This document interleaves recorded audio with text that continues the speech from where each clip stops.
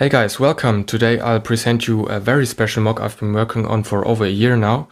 It's a bit different than my usual MOCs because aside from LEGO Star Wars, I'm also a big fan of LEGO architecture, especially the city skylines. So I had the idea of combining those two amazing themes to create a skyline of Coruscant featuring the architectural highlights of the galaxy's capital. Compared to LEGO's other skylines, this one is much bigger with a total of 16 unique locations, all appearing at some point throughout the Star Wars Prequel Trilogy, including the Clone Wars and the Bad Batch. Not every location made it into the skyline, but the most important ones did. And I also added some random skyscrapers here and there to get a denser skyline and to recreate that typical Coruscant look. Now before getting into the details, I have to note that this skyline isn't perfectly scaled, otherwise some buildings here would have been way too big, so I had to make that compromise to still maintain a certain level of detail. Starting with the first section, here we have the Uskru district, an entertainment district with the galaxy's opera house at the corner up here. This is a theater very popular amongst the elites of Coruscant. And descending a few levels, it gets darker and more uncivilized with many shady stores, bars and clubs. And this is also where the Outlander Club is located.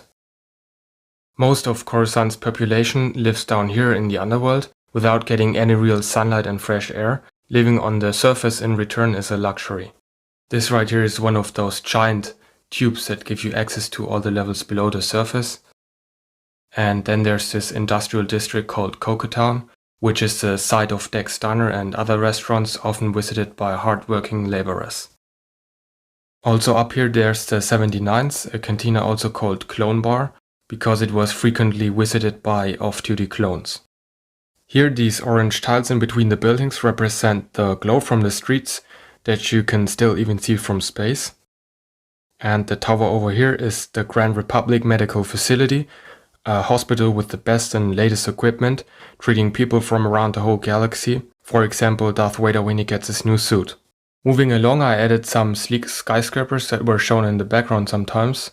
This one right here even has a little tunnel for traffic to get through. The next building is a Senate apartment complex which was bought by the Embassy of Naboo.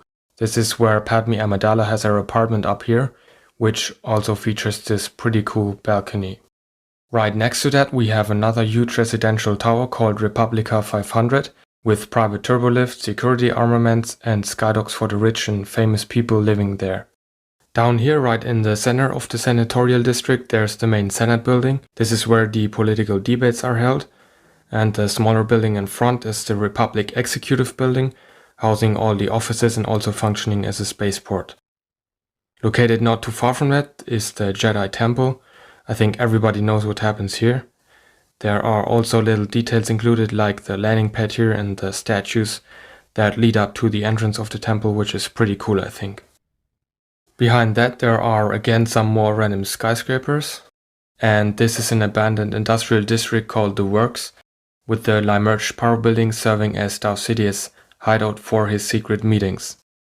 Next up we have a staging area where all the Venator class Star Destroyers depart from after going through maintenance and being loaded with new troops. The building right here is the Republic Central Judiciary Detention Center, and it's housing many dangerous criminals from across the galaxy like Zero the Hutt or Cad Bane.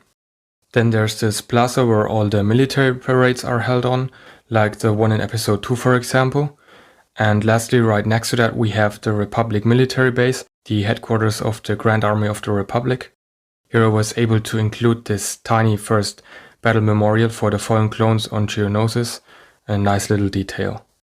Now these were all of the locations. I actually wanted to add some more, but some just didn't really fit in here and it would have just gotten way too big. I'm pretty happy with how it turned out in the end though. I even got a custom print made right here to make it almost look like an official LEGO architecture set. If you're interested in the instructions, they are available at Brickable.com. There's a link in the description down below. If you have any questions regarding the build, feel free to leave a comment. And now tell me how many of the buildings you could actually recognize. It would be really interesting to know. Thanks for watching and see you next time.